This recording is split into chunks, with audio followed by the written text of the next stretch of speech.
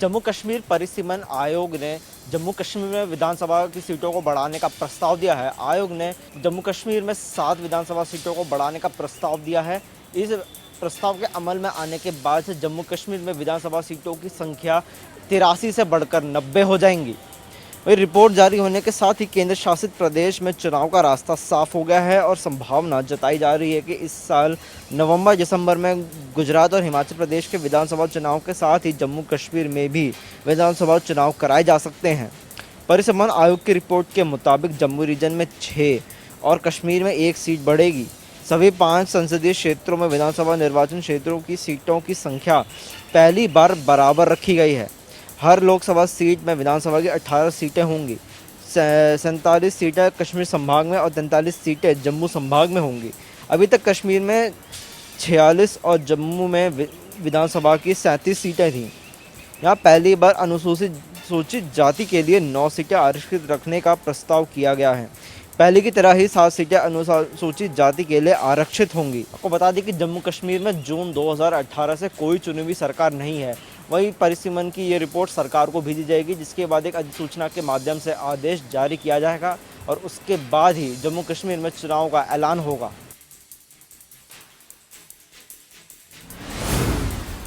राजस्थान में एक बार फिर त्योहारों के मौके पर हिंसा भड़क गई है। एक बार फिर 2 समुदाय के लोग आमने सामने आ गए हैं और समझिए तब राजस्थान जल रहा था, तब राजस्थान में हिंसा भड़क रही थी, तब राहुल गांधी का एक वीडियो सोशल मीडिया पर तेजी के साथ वायरल हो रहा था और वायरल वीडियो में राहुल गांधी नेपाल के एक पब में पार्टी कर रहे थे, जिसके बाद बीजेपी लगातार हमलावर हो रही है और लगातार कांग्रेस से सवाल दाग रही है कि आखिर राहुल गांधी उस समय क्यों पार्टी कर रहे थे। तब राजस्थान जल रहा था, तब राजस्थान में हिंसा भड़क रही थी। देर रात हुई हिंसा के बाद अभी भी राजस्थान में हालात तनावपूर्ण बने हुए हैं और पूरे मामले को लेकर लगातार सियासत हो रही है। राजस्थान में जोधपुर के बाद अब भीलवाड़ा सुलग रहा है। यहां सांगानेर में बुधवार रात को 2 युवकों के साथ 1 दर्जन से ज्यादा नकाबपोशों ने मारपीट कर उनकी बाइक जला दी। इसके बाद लोगों ने हमलावरों की गिरफ्तारी की मांग को लेकर घायलों को हॉस्पिटल ले जाने का विरोध किया। हालांकि पुलिस प्रशासन की समझाइश के बाद घायलों को डिस्ट्रिक्ट हॉस्पिटल में भर्ती कराया गया। घायलों को इलाज के लिए ले जाने के बाद भी शहर में तनाव कम नहीं हुआ। हालात को देखते हुए सांगानेर इलाके में 33 थाने के 150 से ज्यादा जवानों को तैनात किया गया। वहीं गुरुवार सुबह पूरे जिले में इंटरनेट बंद कर दिया गया। इधर जोधपुर में ईद पर जमकर बवाल हुआ था, जिसके बाद अभी भी शहर में कर्फ्यू लागू है। दंगों को लेकर अभी फिलहाल सियासी बयानबाजियों का दौर जारी है। बीजेपी की तरफ से लगातार कांग्रेस पर निशाना साधा जा रहा है, लगातार कांग्रेस से सवाल दागे जा रहे हैं। अभी फिलहाल कलेक्टर आशीष मोदी की तरफ से प्रदेश में शांति बनाए रखने की अपील की है, लेकिन राजस्थान के मुख्यमंत्री अशोक गहलोत की तरफ से इन दंगों के पीछे आरएसएस और बीजेपी को जिम्मेदार ठहराया गया है। शुक्रवार को श्रद्धालुओं का केदारनाथ के दर्शन करने का इंतजार खत्म हो जाएगा, क्योंकि आपको बता दें कि शुक्रवार को बाबा के कपाट खुल जाएंगे, जिसके बाद श्रद्धालु दर्शन कर सकते हैं। इस बीच बाबा केदार की पंचमुखी डोली गुरुवार को गौरीकुंड से केदार धाम पहुंच गई है। बता दें कि अब तक महादेव के दर्शन के लिए 1,30,000 श्रद्धालुओं ने रजिस्ट्रेशन कराया है। गौरीकुंड से शुरू हुई केदार धाम की 21 किलोमीटर यात्रा श्रद्धालुओं से खचाखच भरी हुई थी। लोग हर हर महादेव के जयकारे लगाते हुए आगे बढ़ते गए। बता दें कि कोरोना काल के 2 साल बाद पहली बार केदारनाथ धाम के कपाट आम श्रद्धालुओं के लिए खोले जा रहे हैं। इसे लेकर स्थानीय लोगों में काफी उत्साह भी है। हालांकि मानसून सीजन में खराब हुई सड़कों को यात्रा शुरू होने से पहले ठीक नहीं कराया जा सका और इसे लेकर जगह जगह पर अभी भी काम चल रहा है।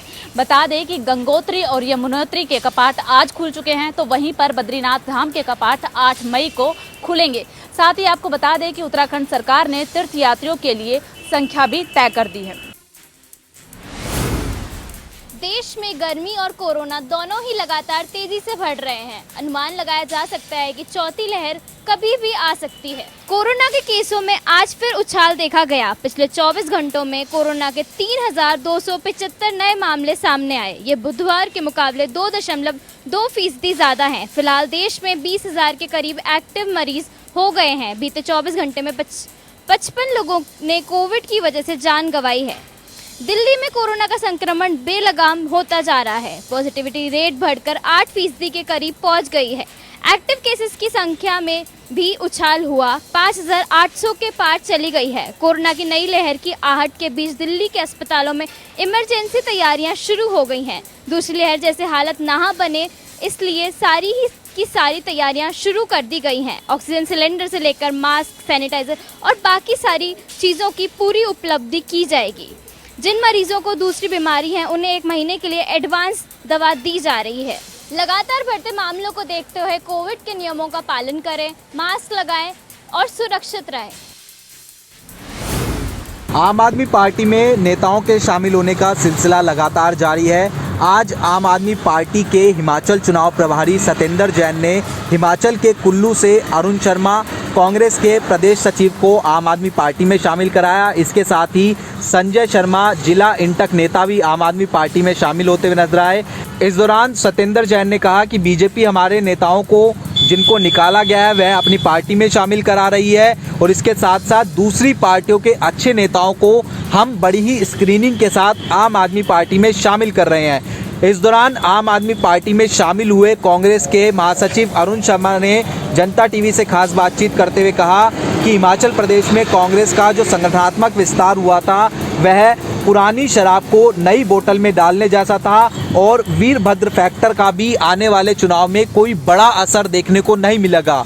ऐसे में देखने वाली बात ये रहेगी कि कितना असर आम आदमी पार्टी अब आने वाले विधानसभा चुनाव में छोड़ती हुई नजर आएगी। मुख्यमंत्री मनोहर लाल खट्टर आज अपने जन्मदिन के दिन अपने पैतृक गांव बनियाली पहुंचे, जहां उन्होंने स्कूल के विद्यार्थियों के साथ हलवा रूपी केक काटकर अपना जन्मदिन मनाया। इस दौरान संवाद कार्यक्रम का भी आयोजन किया गया, जहां बच्चों ने मुख्यमंत्री से उनके बचपन से संबंधित व शिक्षा से संबंधित सवाल भी पूछे, जिनका मुख्यमंत्री ने बच्चों को जवाब दिया। मुख्यमंत्री ने इस दौरान बच्चों को शिक्षा के महत्व के बारे में भी जानकारी दी। हरियाणा के मुख्यमंत्री मनोहर लाल खट्टर 2 दिवसीय रोहतक दौरे पर थे। मुख्यमंत्री मनोहर लाल खट्टर महर्षि दयानंद यूनिवर्सिटी के टैगोर ऑडिटोरियम में पहुंचे, जहां उन्होंने 10वीं से 12वीं कक्षा के सरकारी स्कूलों के विद्यार्थियों को टैबलेट बांटने का कार्यक्रम की शुरुआत करने का शुभारंभ किया, जिसके चलते आज पूरे हरियाणा में 3 लाख टैबलेट वितरित कर यह अभियान शुरू किया गया। जिसके बाद अब मुख्यमंत्री ने कहा कि यह 5 लाख पूरे हरियाणा में 5 लाख टैबलेट बांटे जाएंगे। वहीं मुख्यमंत्री मनोहर लाल खट्टर ने कहा कि आज इससे शुरुआत की गई है और आज से वह डिजिटलाइजेशन की तरफ दौड़ रहे हैं और उन्होंने कहा कि विद्यार्थियों को और अध्यापकों को ज़्यादा से ज़्यादा जो टैबलेट दिए जाएं ताकि एजुकेशन पॉलिसी में सुधार किया जा सके। वहीं उन्होंने मुख्यमंत्री ने कहा कि प्रदेश के जो छात्र हैं उनको नई शिक्षा नीति के तहत टेक्नोलॉजी में बदलाव किया जाएगा और शिक्षा स्तर को सुधारने के लिए शिक्षा को मजबूत किया जा रहा है और डिजिटलाइजेशन किया जा रहा है। पूरे प्रदेश भर के सरकारी स्कूलों के बच्चों को आज टैबलेट बांटे गए। मुख्यमंत्री मनोहर लाल ने रोहतक से इस कार्यक्रम को ऑनलाइन प्रक्रिया के द्वारा शुरू किया था। भिवानी में भी जेपी दलाल जो कि कृषि मंत्री है हरियाणा के, उनके द्वारा सरकारी स्कूल के अंदर बच्चों को टैबलेट वितरित किए गए। आपको बता दें कि कृषि मंत्री ने कहा कि सरकारी स्कूलों के बच्चे पहले अभाव में जीते थे, लेकिन कोविड आने के बाद अब पूरा अभाव ख़त्म कर दिया है। प्राइवेट स्कूल के बच्चे जिस प्रकार से एंड्रॉयड फ़ोन और टैबलेट से अपना काम करते थे, अब सरकारी स्कूल के बच्चे भी उसी प्रकार से टैबलेट और एंड्रॉयड फ़ोन से अपने काम कर पाएंगे। साथ ही उन्होंने कहा कि स्कूलों की दशा को सुधारने के लिए एक अलग से विभाग जो है मुख्यमंत्री ने बनाने की घोषणा की है। उसके बाद सरकारी स्कूलों का ढांचा भी सुधरेगा। वहीं उन्होंने दिल्ली की आम आदमी पार्टी की सरकार को झूठा करार दिया और कहा कि उनके झूठे वायदे हैं और झूठे भ्रम फैला करके वो लोगों के वोट लेते हैं। वहीं पंचायत चुनाव पर बोलते हुए भी कृषि मंत्री ने कहा कि जल्द से जल्द हरियाणा में भी सरकार छोटी सरकार बनेगी और अपने काम होंगे और विकास के कार्य ये छोटी सरकारें करेंगी। यानी कि पंचायत चुनाव पर बोलते हुए उन्होंने कहा कि मुख्यमंत्री जी ने कहा है कि जून या जुलाई के अंदर ये छोटी सरकारें बन करके तैयार होंगी।